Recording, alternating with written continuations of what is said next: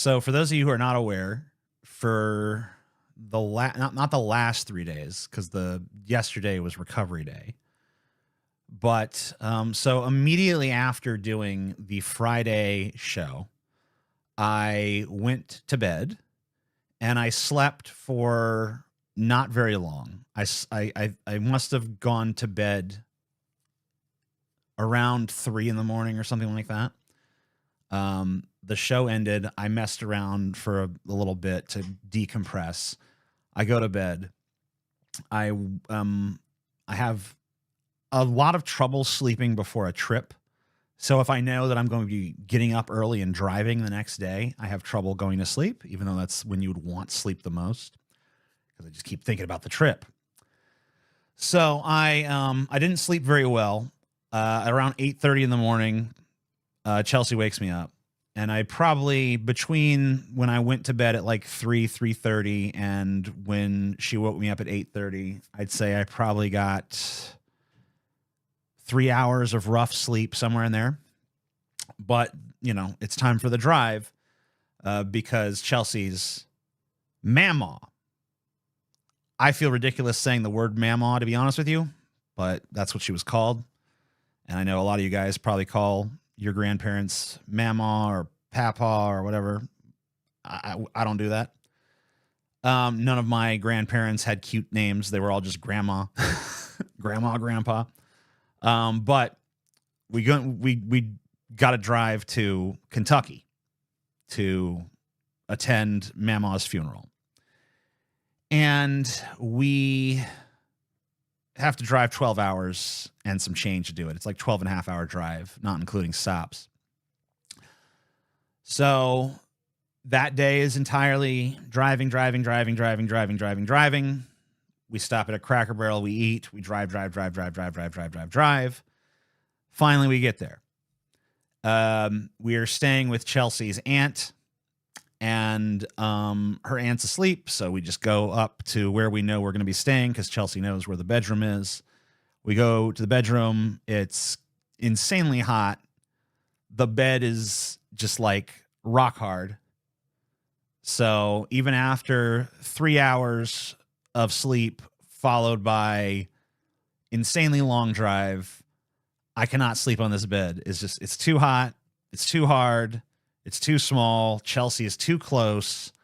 So I'm like, oh, and it has a footboard, which if you're 6'6", footboards are not your friend, you know, because you're longer than every bed. So you need some space for your feet to hang over the edge. There's no space for my feet to hang over the edge. So I feel very confined, and I'm a person who, when I'm asleep, I like to sprawl out as wide as I possibly can and just take up as much space as possible. Like if I'm sleeping on a bed by myself, I'm basically king size bed. I'm sprawled across the entirety of it. There's not a spot for another person. But you know, whatever. I share a king size bed with Chelsea. But I can't do this. I can't do a queen, and I can't do a queen with a footboard, and I can't do a queen with a footboard that's hard as a rock in a hot room. So I don't sleep much that night either. So do a show, get some shitty sleep, go on a 12-hour drive, get some more insanely shitty sleep. This time it must be like 2 hours of the worst, most wretched, up and down sleep you could possibly conceive of, right? So after that horrible, nightmarish, bad sleep, it's time to get up, and it's time to go to Mamaw's funeral. Hey, if you like this clip, you might like the full stream, which I do every Sunday, more or less, over on the Pessimist Productions Patreon, link down below. Thank you kindly. By the way, Mamaw was Pentecostal, so it's a Pentecostal funeral. The funeral service, blah, blah, blah, all the people are gathered around looking at pictures of Mamaw, and one of the first things that I had no idea was open casket shit, so you know, I'm going in, I'm greeting people. Oh, yes, hello. And then I look and I just see, you know, Mamaw laying in her coffin. And I'm like, whoa. It's not like I'm squeamish about that stuff, but I didn't expect it. So I was kind of just like, whoa. There she is. Okay. Could have been told that. But she's laying there. She's dead, obviously. She looks like a wax figure because there's so much cosmetics caked onto her to make her look lively and stuff. They did a good job, but she looks like wax. And I'm talking to everybody and hello, yes, blah blah blah blah, this person, that person, hey, I'm TJ, hey, I'm whoever, blah blah blah blah. So I'm meeting all the people, I'm doing all this stuff. I'm going through the rigmarole of meeting people for the first time at a funeral. The funeral service, it's like, hey, everybody gather around and sit in your spots and all this. And we did. And the preacher man comes out and he starts talking about how his mama used to whoop him with a belt. And there was like a whole thing about how his mama used to whoop him with a belt and stuff. And it went on for like 2 minutes of the sermon. What do you call it? A eulogy? 2 minutes of the eulogy was my mama used to whoop me with a belt. Then, he talked about Mama for a little bit. And then he started talking his hellfire and brimstone shit and saying like, he said, this good woman and she is probably up in heaven right now. I'm like, probably. If it's only a probably for her, what chance does anyone have? Because this woman was like devout, pious, super faithful chick for, I don't know how many of her 95 years on this earth, right? So if it's a crapshoot even for her, what the hell chance do the rest of us even have of getting into this heaven place, right?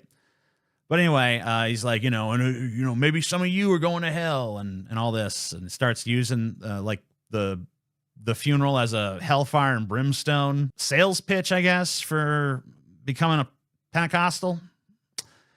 And so that goes on for some time, and I'm just kind of sitting there like,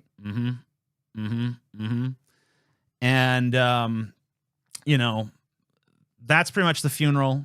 It was maybe like 20% about her, 80% about how you need to get right with Jesus or you're going to burn in hell, which actually is a better ratio than the last time I got dragged to a Pentecostal funeral, because my aunt was also Pentecostal. I never met her, but I went to her funeral as well, mostly for the sake of my father. And her funeral, I would say, was about 99% hellfire and brimstone sermon and 1% about her. So I guess that at least Mama's funeral was 20% about Mama and not 1%. So after the funeral concluded, we all had to get in a line of cars, like a procession. And I didn't know this, but my car was in the procession, so we had to all kind of drive to a second location where there was going to be a, like her burial or whatever. Well, they didn't actually bury her there. They just said a little mini sermon, and then they took her somewhere else because we went into the mausoleum. And after they did the little service in the mausoleum and people kind of hung around for a second, one of the guys that was running the funeral, that I guess also owned the mausoleum, was like, come over here, I'll show you that we got some marble from Marilyn Monroe's pool. Marilyn Monroe's swimming pool, some pink marble from Marilyn Monroe's swimming pool in this next room over here. And I'm like, what?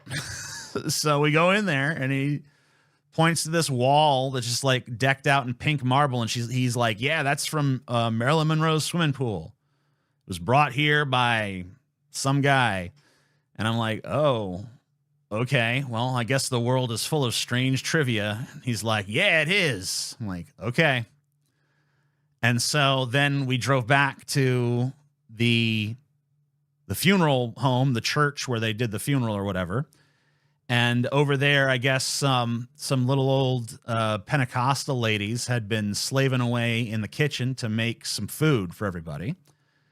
And so we sat down in their little commissary, and we ate some Pentecostal food, which was the most serviceable food you can imagine, I guess. Like, nothing's great, nothing's terrible. Everything's just kind of like, okay, this is edible. There's some mashed potatoes. There's some green beans. There's some ham. There's some chicken. There's some corn, not on the cob, just corn. There's some potato salad.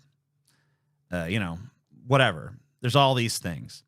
And so I get a big plate of all the food because I'm starving at this point, and I eat it. And then, we're just hanging around, and I've got nothing to do. Chelsea's talking to her family. I can't stand this much socializing, so I'm wandering around trying to avoid conversation. And then finally we get to leave there, and Chelsea's like, come over to these people's house. I don't remember their names. I'll call them Mork and Mindy. Come on over. We got to go over to Mork and Mindy's house now. And so we went over to Mork and Mindy's house, and Mork talked about trains, and Mindy, I don't remember what she ever even said. And we sat there, and I was really struggling to stay awake. I don't know if Mork and Mindy were as boring as they seemed to me in those moments, or if it was just because I was insanely tired, but I was just like, doing that stuff.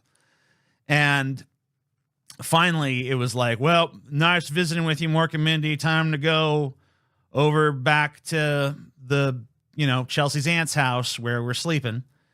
And we went over there, and they were like, let's get some pizza. And I was like, okay. And all I really wanted was to sleep. But I know that, all that was awaiting me was the hot bedroom, the hard bed, the footboard, all the things that had prevented me from sleeping the night before.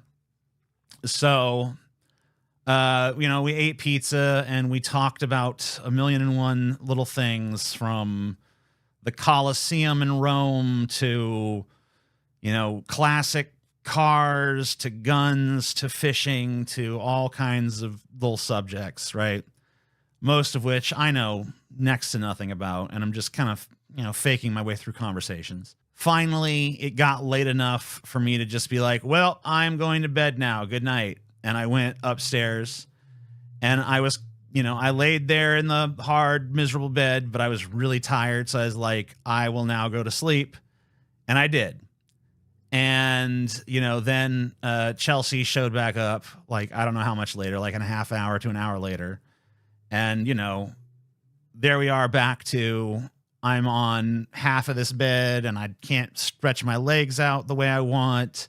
And it's hot, and it's miserable, and etc. So, it's just another night of crappy sleep. But at this point, I'm so tired that I can at least get some sleep. Not because of, even despite all the external factors going against it, I'm tired enough that I have to sleep. So I finally get, I don't even want to say it was a halfway decent night of sleep, but it was like a quarter way decent night of sleep. And then, I wake up the next morning, it's like, okay, we should probably get on the road. But of course, it snowed the night before, and there's snow everywhere, and there's 5 inches of snow. And it's like, okay, well, what do you want to do? And so we decide, like, let's go, I guess. But first we got to shovel the sidewalk, which thankfully I didn't have to do. Chelsea's, I guess, uncle did that. He shoveled everything. I just went out and had to just, sweep some ice off my car, sweep some ice off the windows and stuff, and scrape some ice off of some surfaces and stuff. And so, by about, I don't know, 10:30, something like that, the car is ready to go. But Chelsea's visiting with her aunt and uncle and stuff. And so I go in there and I visit too. And we start, just talking about this and that and bullshitting and all that. And I can't be fully myself because they don't like profanity and stuff. And I curse like a sailor. Just, as part of my vernacular, because, my dad cursed like a sailor. My stepdad cursed like a sailor. All of my male role models when I was growing up cursed like sailors. So I curse like a fucking sailor. And these people don't like profanity. But, whatever. I'm able to be whatever the PG-13 version of myself. I'm able to be Lance Sloan. Chelsea's mom is like, well, I want to see you guys before you go. And so then Chelsea's mom came and she wanted to socialize too. And so more socialization. And then finally it's like, I don't know, 1:30 or something like that. And it's like, we got a 12-hour drive ahead of us. So let's go. Let's please go. And we get in there and Chelsea's like, my stomach hurts really bad. Well, she drives for like 3 hours first, but after 3 hours of driving, she's like, my stomach hurts really bad. And I'm like, I don't know what it could be. Well, here's the thing. I guess I should go back a little bit because I'm pretty sure this is what it was. That morning, or not quite that morning, but around like 11:30 or so, as lunchtime begins to approach at the house, Chelsea's aunt asks me, do you want a chicken salad sandwich? And I was like, okay, I'll take a chicken salad sandwich. Chelsea's aunt is one of these people that likes to relentlessly feed you. So she does not bring me one chicken salad sandwich. She brings me 2 chicken salad sandwiches. I swear to whatever the fuck I actually value in this world that there was so much mayonnaise on these sandwiches. So I know the chicken salad itself already had mayo in it, but that wasn't enough. It also needed to have mayo slathered on both sides of the bread. And I'm pretty sure that mayo was on there like 2 or 3 centimeters thick on both sides. So this sandwich was heavy on the mayo. And as I'm eating it, I realize about halfway through eating it, I like this much mayo on a sandwich, actually. So I'm kind of like, hey, I would never make it like this myself because I would just feel too indulgent. But the fact that this woman made it for me means I'm off the hook. This is just how she does it. This is her style. It was definitely not Miracle Whip. It was 100% mayo.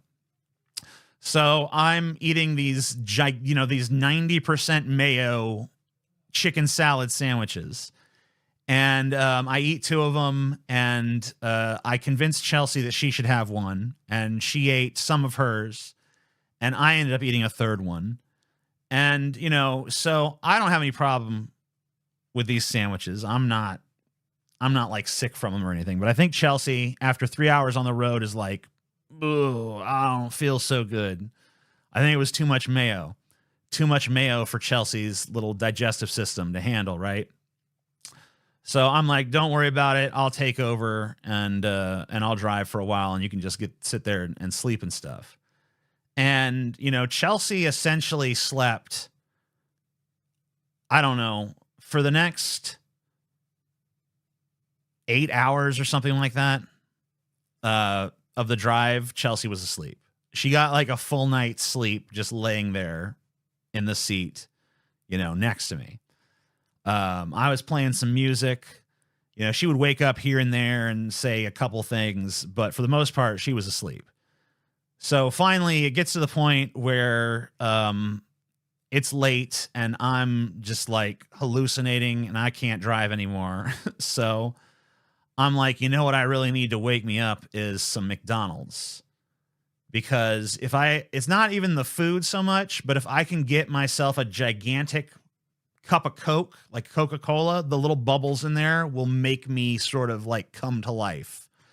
The feeling of the bubbles on my tongue will wake me up some and keep me going for the rest of this drive because we're about 2 hours away at this point. I see a sign that says there's a McDonald's coming up in, it's coming up at exit 100. And we're at exit 124 and it's going down. So, the exit's about 24 miles away. And so I go to the McDonald's, thinking the whole time, I'm trying to stop myself from just hallucinating because I keep seeing things that are not there in the road. And I'm just like, no, no, no, don't. Just keep it together. You just need to keep it together long enough to get to this McDonald's, to get this fizzy Coke, to eat a couple chicken nuggets, to wake up a little bit. Wake up just enough to keep going with this. And the McDonald's is closed. So I get back on the road. I see another sign. There's a McDonald's coming up at exit 88. Okay. I get to exit 88. That McDonald's is also closed. Fine. Fuck you. Back on the road. Finally, like, I'm at a point where I literally cannot shake away the hallucinations. It's just like I'm tripping balls on pure tiredness. Like, the tiredness that I'm at is like a hit of acid. And I'm like, I should not be driving. This is not safe. I need to find a spot to pull over. And a town just happens to be on the horizon. I'm like, all right, I got to stop in this town.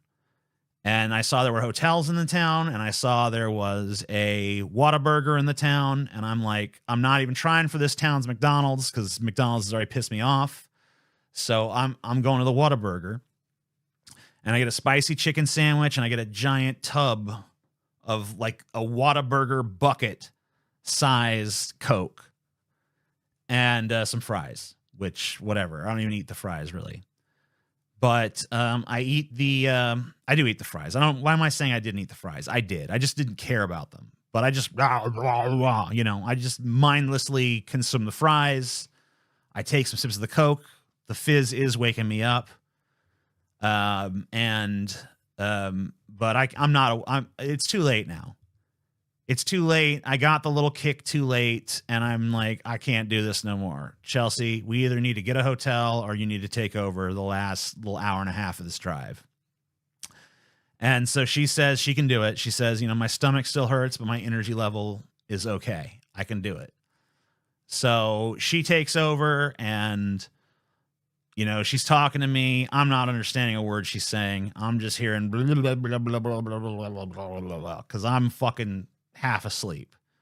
And I'm just like trying to stay awake to help keep her company as she does the last leg of this stuff. But I'm useless company because I'm just like, ugh, ugh. And so anyway, we get back to my neighborhood. It's like 9 degrees outside as all this is going on, by the way. It's like 9 degrees. So we get back to my neighborhood, and we're about to turn the corner that leads to our house when all of a sudden we spot these 2 dogs just running around the neighborhood at like 3 a.m. or whatever. And they look like they're in rough shape. One is like a doodle. The other one, I don't know what exactly it is, but it's also like a big fluffy dog. So we decide we should get out and figure out what the story with these dogs is, because they're all matted up and they look bad. And we're like, hey, dog. And the dogs are super friendly. The dogs are super nice. They're like jumping and, oh, hey, all this. And so we have them just follow us the rest of the way back to our house. I go in and get some food for the dogs. I go out, and give them, 2 scoops of Salvador's food. And, they just scarf it down like crazy. And, they got ice on them, and their fur is super matted all over their bodies. And they have big, giant shit stains on the back of their butts and stuff because they, whoever owns them is, if anyone, is neglecting them. So these dogs are super neglected. We're just trying to figure out what the hell's even going on. We have a friend who's helping to house sit for us, our friend D, who's there. And I'm too tired to even function anymore. So D goes with Chelsea to go find these dogs. Like, because Chelsea calls the cops and is like, we found these dogs. What do we do? The cops are like, The weather's not bad enough for us to send someone out there. It's 9 degrees. I don't know what the hell weather needs to be for them to send someone out. But they're like, you need to just take them to the shelter. But there's no shelter open at 3 in the morning on a Friday night / Saturday morning. But I guess Chelsea is able to figure out where these dogs come from because through posts on Nextdoor or whatever, she's able to find out where the dogs live or where they're supposed to live. So her and Dee go to this house, and they knock on the door, and they hear a guy shout like, "Oh, come around back, come around back." And they're like, "We got your dogs. Can you just come to the door?" "No, come around back, come around back." So they go around the back, and they look inside the house, and there's a dude in there that's just like a paraplegic. He can't even move his arms. He's just totally paralyzed. He's there in his wheelchair, parked in front of the TV, surrounded in filth. Everywhere around him is just filth, this disgusting filth-covered surfaces, right? And he's like, "Yeah, those are my dogs." He can't even turn his head to look, but, you know, whatever. They describe the dogs, or he's able to see them somehow with just his eyes, or I don't know how exactly that part went, but he confirms the dogs are his. He's like, "I just got to get my wife down here." And he starts calling his wife, but she's like not there. And he tells Chelsea and Dee, "Just go and knock on all my windows. She's got to be here. She's got to be here." She's not there. She's off somewhere else. Chelsea and Dee just leave. They put the dogs in the backyard because there's nothing else they can do. They get back in their car, in my car, start driving away. The dogs are already back out. Like, even they can just jump the fence. So the dogs just instantly escape again. Chelsea's like, "Well, these dogs clearly don't want to be in this horrible environment. They can't come to our house because our dog is aggressive towards other dogs. We have nowhere else for them to be." So she's just like, "There's nothing else I can do." So she just goes home. The dogs follow her because it's not far. And, but there's nothing she can really do for them. So she just says, "I'm going to just try to find them in the morning, try to call somebody to I'm going to call animal control to look at these dogs, and B, I'm going to call a wellness check on this paraplegic guy that's just like parked in front of the TV covered in filth," right? Yeah, but it's 4 a.m. by now. So Chelsea does all that stuff the next day and gives her name, gives her number, all that stuff. And we haven't heard anything about it since. But as all that's going on, I just crashed in bed. I was done with the day. I couldn't handle anymore. So, but I heard about all that stuff. It wasn't in the morning because I didn't fully go to sleep. But when Chelsea got back, she told me the deal and about the guy in the wheelchair and this neglected house and how the woman is nowhere around and the dogs are neglected and all this. And the next day, like I said, she made those calls and all that stuff. And I spent the day just recuperating from the drive. I didn't do a damn thing. I just sat in front of the TV and watched TV. I didn't lift a finger towards any sort of productive endeavor whatsoever because I just needed to recover from the trip. And then, I woke up this morning and I feel fine. So, that was the last, 4 days. And I have to be honest with you, looking back on it all, it feels like 10. So you saw a cop there today, Chelsea. Well, that's good. At least they did the wellness check. Yeah, we never did find those dogs again. I'm hoping that someone else found the dogs, or that they turned back up. Wellness checks by cops, what can go wrong? I mean, the dude's in a wheelchair, so I don't think he's going to be making any sudden moves to startle the officers or anything, so I'm pretty sure it'll be fine.